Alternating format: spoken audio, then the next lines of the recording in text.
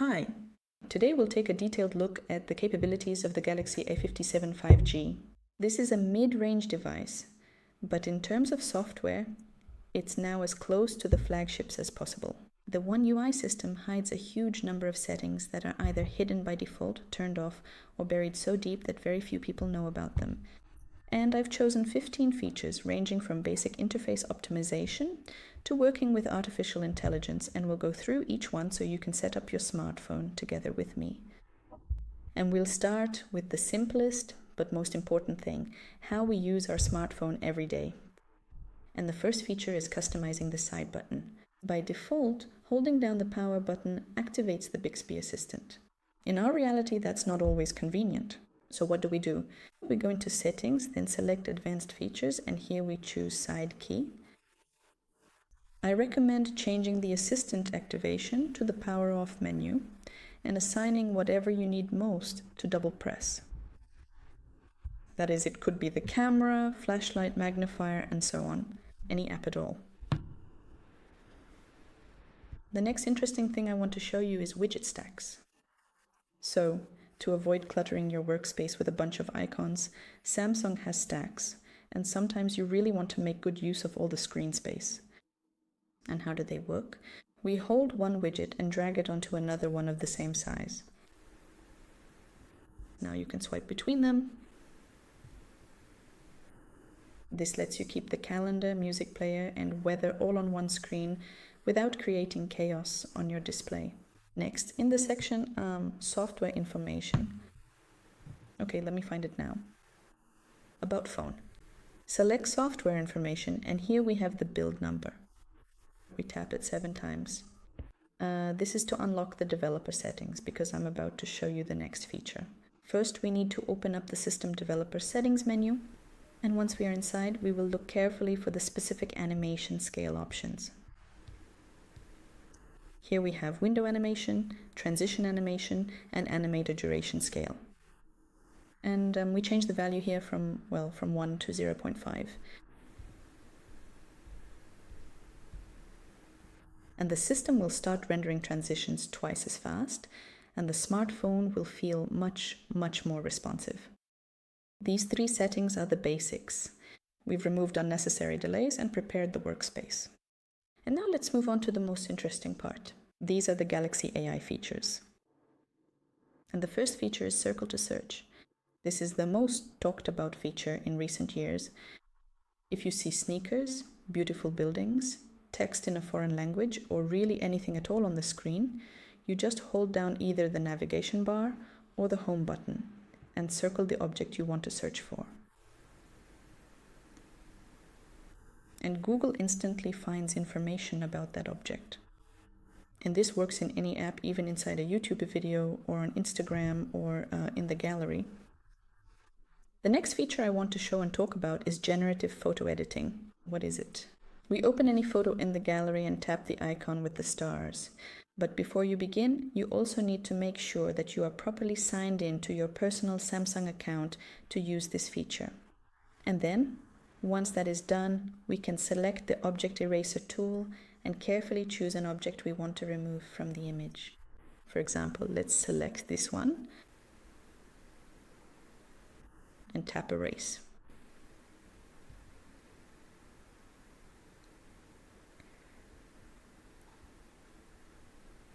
The object is removed and the AI automatically fills in the background in the empty space.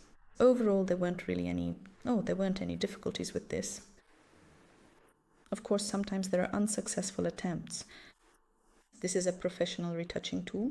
Now it's available in just a couple of clicks. Next is creating stickers. That is, we can select an object in a photo. Right now I can't do that. You need a different photo for that. But if you simply hold your finger on a person or an object in the gallery, the smartphone will automatically separate it from the background, and the resulting image can be saved as a sticker and immediately sent in a messenger, for example. So you no longer need to use any third-party apps to remove the background. And as you can see, AI in the A57 is not just some buzzword, but real tools for working with information and content. Now let's move on to sound and notifications. And the first thing is separate app sound. This is useful if you're streaming music to a speaker via Bluetooth, but want to watch videos on social media. In the sound settings, turn on separate app sound, and now music will play through the speaker, while the sound from a specific app will only come through your phone's speakers without disrupting the overall atmosphere. The next thing I want to talk about is the notification log. Sometimes you might accidentally swipe away an important notification before you have a chance to read it. So, in the notification settings, look for the notification log. Usually, I think it's in the additional advanced settings. Yes, here we have the notification history, so we turn it on. And here, the entire history of messages from the past 24 hours will be saved. Even if the sender deletes a message in the messenger, it will most likely remain in the system log. The next feature I also want to show you is, this is the volume limit history. So we go to the settings for volume, sound, and vibration. And here you can set a maximum volume limit. We select volume, and here we tap on the 3 dots. Here we have media limits. Turn it on and choose the limit. This is useful if you often listen to music with headphones and want to protect your hearing. Or for example, if the phone sometimes ends up in the hands of children. Notification sounds are really about comfort. Once you set them up, you'll stop being distracted by unnecessary noises. And now let's move on to security. So the first feature I want to talk about is the secure folder. So where do we find it? Go to security settings. Here we select more security settings. Here we have the secure folder. This is an encrypted space. Everything inside is protected by a second password. You can keep copies of apps from other accounts or confidential documents there. The next thing I want to talk about and show you is screen sensitivity.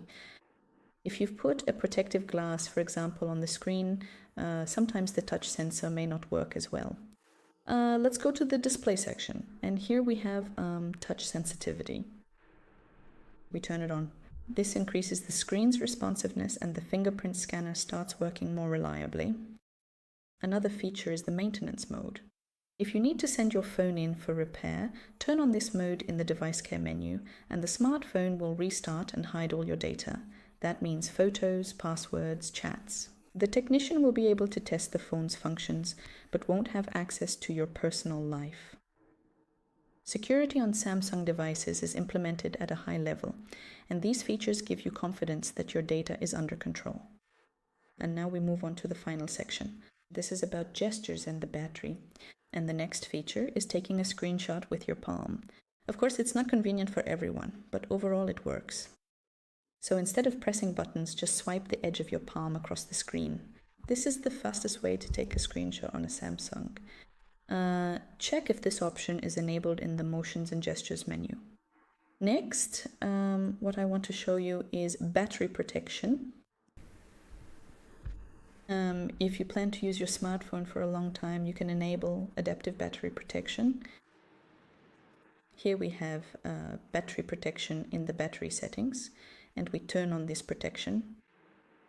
Next, here we can enable either basic or maximum protection, and here you can choose the percentage up to which the device will charge. Also, if we have basic protection enabled, we can turn on SL sleep time protection. All of this significantly slows down the wear and tear of the lithium battery. The next feature is also really cool. I really like it. These are modes and scenarios. It's automation. For example, you can create a scenario. When I connect to my home Wi-Fi, disable mobile data and turn on reading mode. In other words, the smartphone automatically adapts to your lifestyle. There are already preset scenarios here. You can tap Add More and customize them. And that's how we covered 15 main points. Of course, there are hundreds of settings in one UI, but this is the most useful foundation for Galaxy A57 owners. I hope this video was helpful and that you found something new or remembered something old. Write in the comments which feature you use most often. And thank you for watching. And subscribe to our channel and give us a like. Bye.